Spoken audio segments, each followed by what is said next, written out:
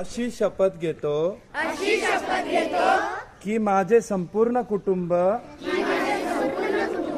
गाव 26 जानेवारी 2027 पर्यंत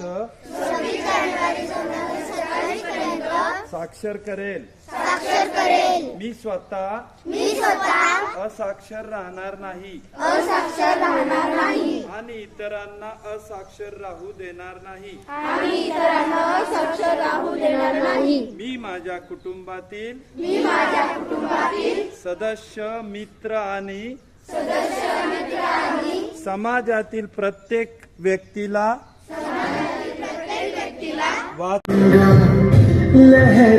लहराएंगे हिचकी